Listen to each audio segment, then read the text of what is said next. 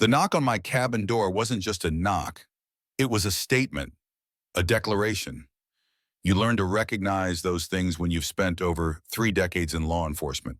This one didn't carry the casual rhythm of a neighbor looking for sugar or a lost tourist asking for directions.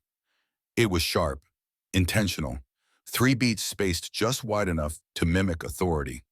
But authority doesn't usually come knocking in the middle of nowhere, not without reason, and not without warning. I froze mid-step, coffee cup halfway to my lips. Max, my old bloodhound, lifted his head from the porch with a low growl vibrating through his chest. He never growled at chipmunks or deer, only men. That's what first told me something was wrong. I set the cup down, moved toward the front window, careful not to let the floorboards creak beneath me. From the narrow sliver of glass beside the doorframe, I saw him, tall, lean, blue polo shirt with the words HOA enforcement stitched across the chest in awkward block letters, a plastic badge, tilted, a walkie-talkie that looked like it came out of a child's Halloween costume. But it wasn't the outfit that gave him away. It was the way he stood, chin high, chest puffed, one hand resting on his empty holster like it was habit. He didn't belong here, and he knew it. Open up, he barked, pounding again. You're in violation. This is an official HOA enforcement action. Oh, out here, that's when the absurdity hit me. My cabin sat 40 miles from the nearest paved road, 30 from the nearest post office, and at least 10 from the closest neighbor. There were no gated fences, no suburban lawns, no community newsletters. Just me, my land, and the silence I had fought like hell to find. I didn't answer right away. Instead, I turned and walked slow, deliberate toward the coat rack near the fireplace. Behind it, hidden in the false back of a vintage armoire I'd refurbished myself, was my gun safe. The combination was muscle memory. The click of the dial, the soft thunk of the latch. And there it was, my sidearm, a Glock 21 polished and oiled. But I didn't draw it. Not yet. Old instincts told me not to escalate unless forced. Some men waved their weapons at shadows. I'd been trained to wait until the shadow stepped into the light. Sir, he shouted again, louder this time. This is your final warning. You are not permitted to build illegal structures on HOA land. You need to vacate immediately. I opened the door just enough to see the whites of his eyes. Can I help you, I asked, voice flat, neutral. The man stepped closer, adjusting his badge like it meant something. You can start by identifying yourself. I smiled, not the friendly kind. I stepped outside and let the screen door swing shut behind me. The wind caught my jacket just enough to reveal the silver badge clipped to my belt. Not plastic. Real. Polished. Official. Commander Jack Brennan, I said calmly. Head of State Police. Retired. I paused. You're not a real cop. He blinked. Just once. Then again. The transformation in his face was something I'd seen too many times, the shift from overconfidence to pure, undiluted panic.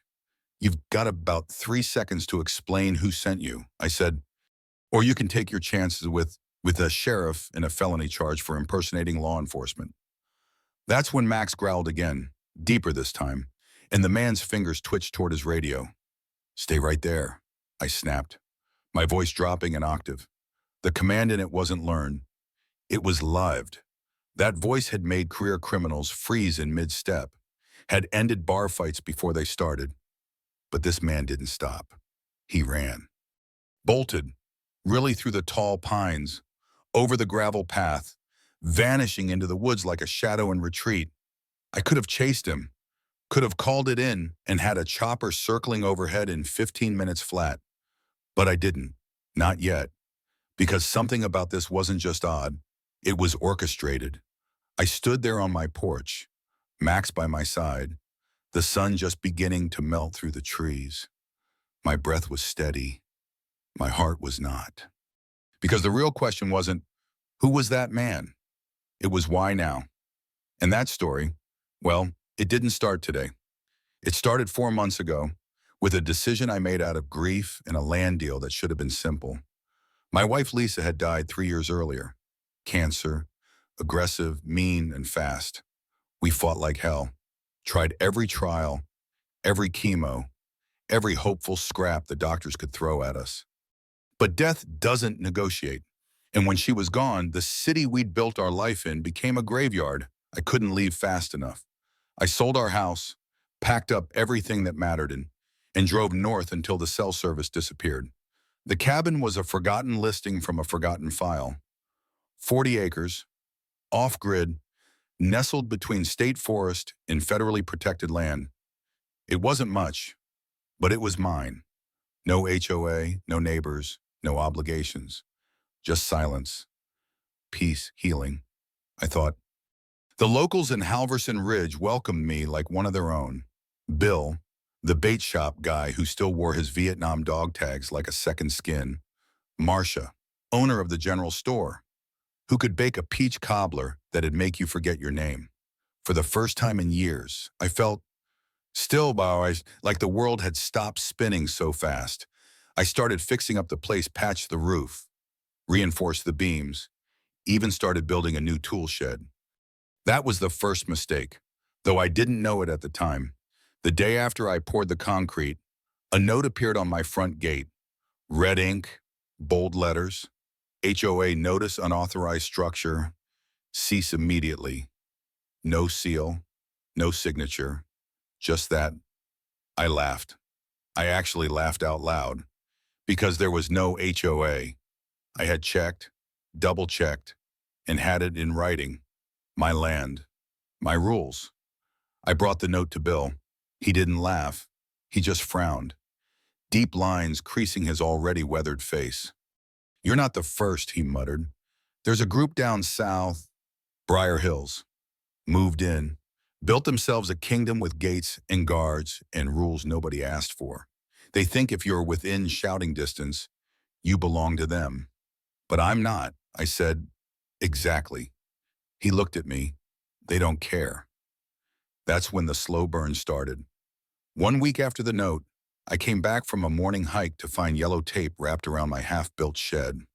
"HOA enforcement, do not enter," scribbled like graffiti. I ripped it down.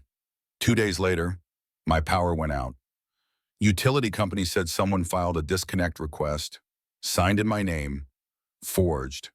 Harmless at first, but layered, like a test. What would I do? Would I cave? Would I leave? That was their playbook. Harassment, intimidation, pressure, until I cracked. They didn't know who I was. Not really. They didn't know that I'd spent my life chasing men who thought they could bend rules around their wallets, that I'd buried friends because of cowards in cheap suits and fake uniforms, that I didn't run, I dig in. So when that knock came, when that fake officer stood on my porch and tried to rewrite my reality, he wasn't the beginning. He was the warning shot. But this war, this game of threats and boundaries and buried secrets that had already begun. And now, so had I. 4 days passed after the knock, and in that silence, something darker began to stir beneath the calm of pine needles and morning mist. I didn't tell anyone. Not Bill, not Marcia, not even Sheriff Harland. Though I came close. The truth is, I wasn't sure what to say. A man in a knockoff uniform tried to evict me using HOA laws that don't exist. Sounds like the kind of line that gets you a wellness check. So instead, I watched. I woke before sunrise and walked the perimeter. I hiked the northern ridge with Max at my heel, checked every game trail, every tire track. That's when I saw it, half buried in mud near the old logging road. A cigarette butt fresh, not even wet. I don't smoke. No one visits this land. That alone was enough to raise my alert. But then I noticed something else. On the west side of the property, behind the line of elder pines, the ground had been disturbed. Not recent digging, more like pressure. Tracks, boots, multiple sets, deep enough to know these weren't hikers or hunters. These were organized steps. Someone had been scouting, or worse, measuring. The paranoia didn't creep in. It kicked the door down. That night, I set up trail cameras, 4 of them, spread across the edges of the property like sentries. I upgraded the silent alarm and added motion detectors to the shed, the generator, and even the old water pump out by the well. Max seemed to feel it too. He stayed closer than usual, sleeping by the front door instead of his usual perch under the back porch. He didn't bark, but he watched, always watching. 2 mornings later, one of the cameras pinged me with movement. Not wildlife, not wind, a figure in a hoodie moving along the tree line, slow, methodical, as if mapping something. I watched the clip 10 times. Same build as the fake HOA cop. Same limp. The moment he turned, I hit pause. His profile barely visible, but the angle of his jaw, the way he adjusted his backpack, it clicked. Same guy, same threat, but now he was back. Not knocking, sneaking. So I did what I knew best. I went digging. Not in the soil, but in the town records, zoning permits, land deeds. The county office in Halverson Ridge was a 2-room trailer with peeling paint and a part-time clerk named Debbie, who recognized me the moment I stepped in. "Need help with permits?" she asked, chewing gum without breaking eye contact with her solitaire game. "Actually, I'm looking for anything filed recently, zoning adjustments. Land boundary changes near the Briar Hills area." She blinked once. Then again, "Briar Hills," she said, the way someone might say arsenic. "Yeah, why?" "Because we've had a lot of odd requests from them lately. Expansion filings, utility overrides. All unsigned or signed with names that don't show up in our employee list. I flagged one last month, sent it to the county office. No response." "Can I see it?" I asked. She hesitated, then pulled out a manila folder from under the desk. Inside 5 documents, all stamped with the HOA seal of Briar Hills, all claiming jurisdiction within 2 miles of their existing perimeter. My property was well inside that radius. One document even had my name printed on it, spelled correctly. With a fake signature, someone was building a paper trail to make it look like I was already under their authority. That wasn't sloppiness. That was strategy. I scanned the bottom corner and saw a notation small. Almost missed it, PDG Holdings. Not Pierce Development Group, but close enough to raise red flags. Shell companies. I left the office burning, drove straight to the bait shop. Bill was hunched over a bench fixing an old reel. When he looked up, his eyes told me he knew I wasn't there to buy tackle. "What's wrong?" he asked, wiping his hands on a rag. "You ever hear of PDG Holdings?" I asked. His eyes narrowed. "Yeah," he said slowly. "That's the new company Pierce runs everything through. Used to use his own name until he started getting sued. They filed claims to extend HOA boundaries. Over my land." "Jesus," Bill muttered. "It started again." "Again, you don't know," he said, standing fully now. 2 summers ago, a guy named Mason bought land out past Elk Hollow. No HOA, just raw forest. He put up a shed, same as you, got the same fake notices, same threats. He ignored them too. One night he came home to find every window smashed, generator stolen, well pump flooded, called the sheriff. Nothing came of it. 6 weeks later, he sold the place. Voluntarily, not exactly. Rumor is they offered him money to leave. Said he could keep his pride or keep his land. Couldn't do both. I clenched my jaw. Why didn't I hear about this? Because folks don't talk. And because Mason left before it got public. These people don't scare you with lawsuits. They wear you down with K. They make staying harder than leaving. That night, I slept with one eye open and a loaded shotgun beside my bed. At 2:14 a.m., the silent alarm buzzed. I was out of bed before Max even barked. Camera feed showed 2 figures by the shed. One was prying at the lock, the other near the fuel tank. I flicked the porch lights on. They froze. One ran, the other turned toward the cabin and raised something in his hand, metal glinting in the light. I fired one warning shot into the air. Both vanished into the woods.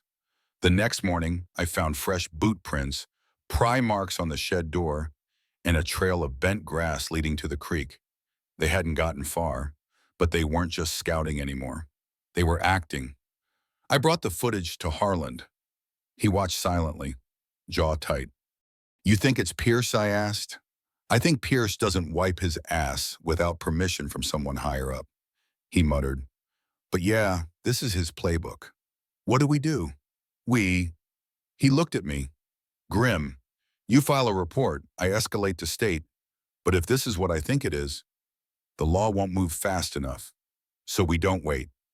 "No," he said, voice flat. "We build a case and we watch our backs." As I left the sheriff's office, my phone buzzed. "Unknown number." I answered. Static. Then a voice. Male. Calm. "Leave the cabin. You weren't supposed to fight this hard." I didn't speak. "You were just supposed to build your shed, get your note, and go back to wherever you came from. You've complicated things." "Who is this?" I asked. "Someone who's giving you a chance. You've got 72 hours. After that point, it won't be just notes or noise in the woods. It'll be silence." The line went dead. I stood there, phone to my ear, heart thudding slow and heavy. Max pressed against my leg, his ears twitching. The message wasn't about scaring me anymore. It was about ending me. And that's when I knew this wasn't just about property lines or HOA rules. This was a hostile operation. Someone believed they could take what they wanted, erase what they couldn't buy, and bulldoze the rest. They'd done it before. But this time, they'd picked the wrong piece of land, the wrong shed, the wrong dog, and definitely the wrong man. By the time the sun rose the next morning, I had made up my mind: no more waiting, no more reacting. If someone was playing chess with my life, it was time I flipped the damn board. I started by pulling the trail cam footage from all 4 units I had seen scattered across the property. Most were clear squirrels, wind, the occasional deer, but the camera facing the ridgeline had something different. A man, crouched low behind a fallen log, face obscured by a balaclava, scanning the cabin with binoculars. Not just watching, studying. He stayed there for over 20 minutes, shifting positions, recording something with a small handheld device. At one point, he stood and adjusted a tripod, a camera. That wasn't curiosity. That was surveillance. I took the SD card straight to Sheriff Harlan. His office was dark when I arrived, the door half closed, the only sound the hum of his old coffee machine sputtering like it was dying. He looked up as I walked in, eyes heavy. "You're early," he muttered. "Didn't sleep," I replied. I handed him the card. "You're going to want to see this." 10 minutes later, he leaned back in his chair, jaw clenched. "This is getting out of hand," he said. "It was out of hand when they started sending people onto my land." I snapped. "Now it's organized." "You think they're building a legal claim?" "I think they're building a takeover," I said flatly, "and I think they've done this before." Harlan didn't argue. Instead, he picked up his phone and called in a Favor County forensics, 2 techs he trusted. We needed to track the camera make and model, maybe trace where it was sold. While he handled that, I went back to work my own angles. First stopped the county assessor's office, where public records go to die. But today, they came to life. I combed through land transactions over the last 5 years' buyouts, quick claim deeds, rezoning requests. Patterns emerged. Almost all the land adjacent to Briar Hills had changed hands in the last 36 months. Not to residents, not to families, but to LLCs, faceless, name-shifting entities that had been always traced back to one core PDG Holdings. I pulled up one in particular, labeled Evergreen Futures LLC. The listed agent, Walter Pierce, except it wasn't Pierce's real signature. It was stamped, replicated, a forgery hidden under layers of legality. They were building a paper empire. One plot at a time, I flagged a dozen addresses that looked suspect, then drove out to meet one of them, a woman named Eleanor Whitaker. Her ranch sat on the far side of Mill Creek, where fences sagged and horses wandered freely, between pasture and gravel. She met me on her porch with a shotgun propped by the door and a look that told me she wasn't surprised. "Let me guess." She said, "You're not here to sell insurance." "Not exactly." I showed her my badge and she relaxed, but not by much. "I heard what they did to your shed," she said. "Didn't think you'd last long after that. That why your name's on their list?" Her face went still. I pulled out a printed screenshot from the video footage, names scribbled on a sheet with labels next to each buy. Push, threaten, remove. Eleanor Whitaker threaten. Jesus, she whispered. They still using that damn list. You've seen it 2 years ago, after my husband refused to sell the South Field. Someone broke into our barn, poisoned the livestock feed. We lost 3 calves. Sheriff couldn't prove anything. But a week later, we found that list stuffed in our mailbox. No note, just names. Mine was underlined. "You reported to who?" She laughed bitterly. "Pierce funds half the campaigns in this county. The other half are scared of what'll happen if they cross him." "Then it's time someone crossed him back," I said. That night, I built a wall of evidence in my cabin: maps, documents, printed emails, photos, trail cam shots, red string if I'd had it. But what I did have was clarity. PDG wasn't just expanding. They were annexing. Their tactics weren't legal enforcement. They were psychological warfare: surveillance, property damage, disinformation, and strategic silence. They pushed until people cracked, then scooped up the pieces for pennies. And the heart of it was Briar Hills, a pristine gated community where the sidewalks sparkled and flags flew at exactly 45 degrees. I needed to go inside. The next morning, I drove my truck up to the main gate. A man in a neon vest sat slouched in a folding chair, clipboard in one hand, energy drink in the other. "Name?" he asked without looking. "Commander Jack Brennan," I said. "State Police." He sat up so fast his chair almost toppled. Do you have an appointment? Walter Pierce is expecting me." He wasn't, but names like mine tend to open doors. A minute later, the gate slid open with a metallic groan and I rolled inside. The houses were perfect. Not just clean, sterile, identical, no mismatched paint, no political signs. Even the trees looked prearranged, like someone had planted them with a ruler. I found Walter's house at the end of the cul-de-sac, a 3-story behemoth with Roman columns and a fountain shaped like an eagle mid-screech. He was already outside, dressed like a magazine model navy blazer, loafers with no socks, smile like a politician. "Jack," he said, arms open. "To what do I owe the honor? We need to talk," I said, stepping close enough to see his eyes flicker. "Someone from your HOA sent a fake cop to my door. That's a felony. So is planting surveillance on private land. So is filing fake zoning claims under my name." His smile didn't falter. "Those are serious accusations. And you're going to face serious consequences unless you start talking." He chuckled. "Low, this is bigger than you understand. Jack, there are investors involved. Plans. You getting in the way makes you a liability."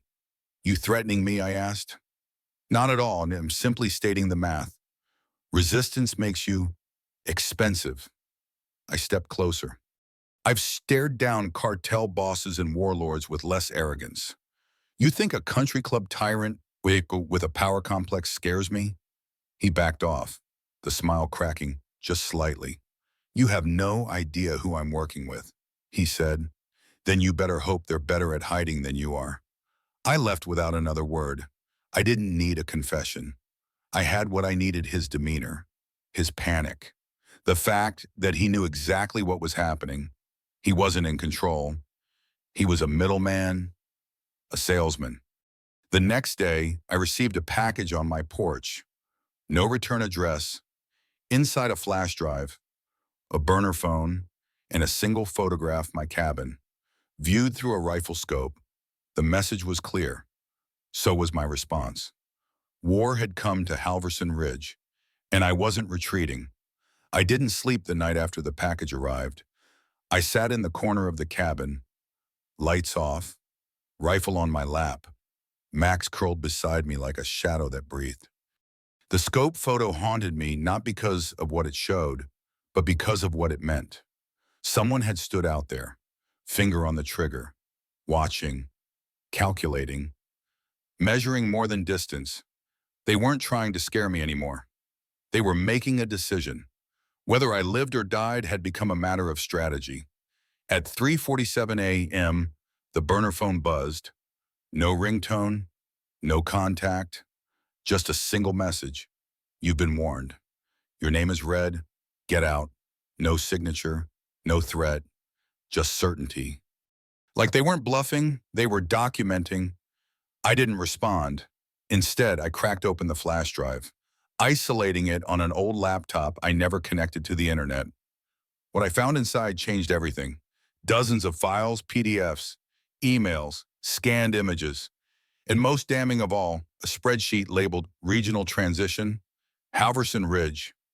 I opened it, names, parcel numbers, status columns, tags like compliant, pending pressure, removed.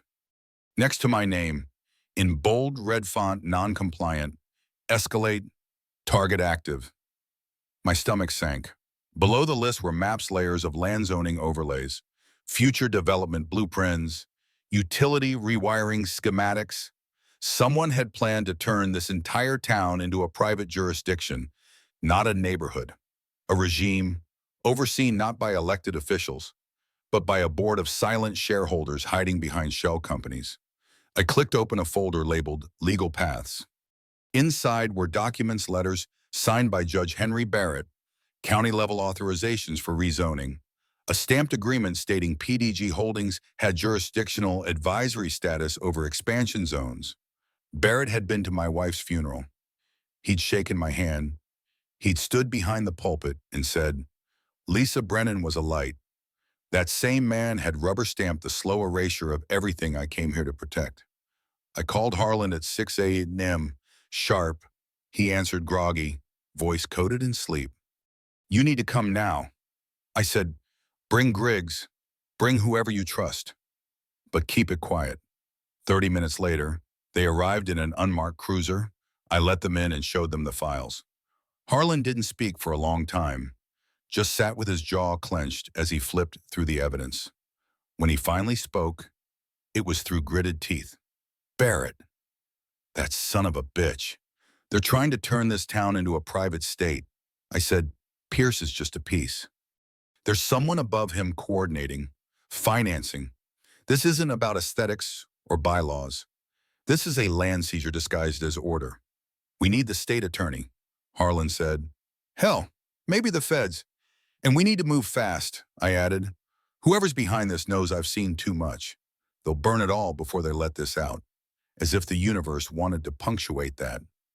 Max barked, a low, sharp growl. Something was outside. I grabbed the rifle and stepped onto the porch. The sky was overcast, morning fog clinging to the ground like ghosts. At the tree line, a red blinking light pulsed faintly, another motion-activated camera. I followed it, slowly, quietly. 50 yards out, I found it mounted to a tree, wired into a homemade battery pack. I yanked it down and turned, only to see another flash a second light deeper into the woods. They had layered the perimeter. I called Harland over and we swept the forest edge. We found 5 more. One was buried in leaves near the water pump, another hidden in a hollow stump by the shed. They weren't watching from a distance, he muttered. They were inside the fence more than once. I said, they've mapped everything. We packed the devices, logged timestamps, and took photos of the placement. Harlan radioed forensics, told them to be ready. Back inside, we pored over the spreadsheet again. One tab caught my eye, HOA expansion, phase 3. When I opened it, a familiar name jumped out: Lakemont Ridge, an abandoned development 30 miles south, supposedly shuttered due to environmental hazard. But here, in plain text, it was labeled as successfully converted. Notes included eviction complete. Narrative confirmed suicide. I clicked on the subfolder. Parker family. Inside were incident reports, doctored timelines, even a mock-up press release. A man named Jacob Parker had been forced off his land. When he pushed back, he disappeared. The official story claimed he drove his truck off a cliff. The documents suggested otherwise. Jesus Christ, Harlan whispered. They murdered him. And they'll do it again. I said, that was phase 3, we're phase 4. Then the door knocked. A slow, deliberate knock. I raised the rifle. Harlan drew his sidearm. Max stood like a statue. I crept to the window and peered out. It wasn't a stranger this time. It was Ethan Blake, soaked from rain, no umbrella, standing motionless, eyes heavy. It's me, he said, barely above a whisper. I know what they're planning. Let me in. Against every instinct. I opened the door, but only halfway. Start talking, I said. Pierce is about to disappear, he said. He's got a jet fueled and waiting. He's going to dump everything on someone named Voss. The name hit me like a brick.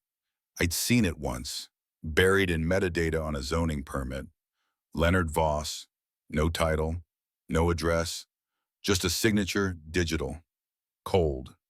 He's the architect, Ethan said, the one pulling the strings. I didn't know. I swear. I was just supposed to keep people quiet, scare them off. But when I found out what happened to the Parkers, what they did to that little girl, he trailed off. I planted the flash drive. He admitted, I needed someone who wouldn't look away. And now they're hunting you. I said, he nodded, they've already marked me. A flash of light blinked outside red.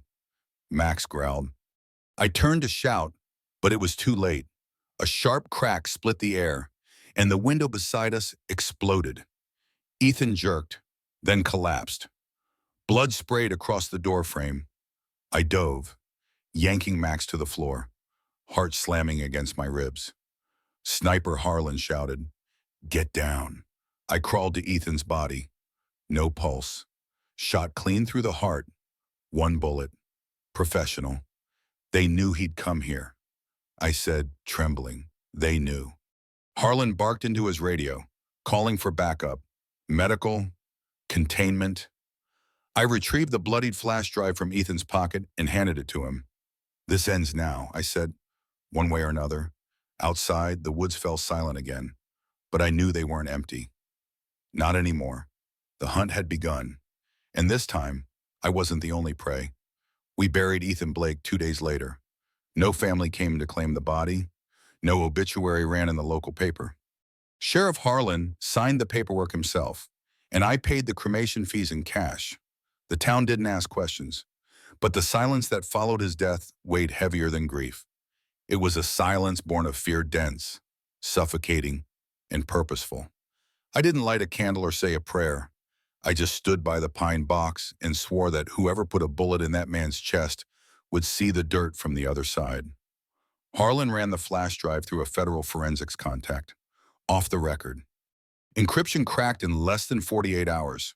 What it revealed went beyond anything we'd imagined.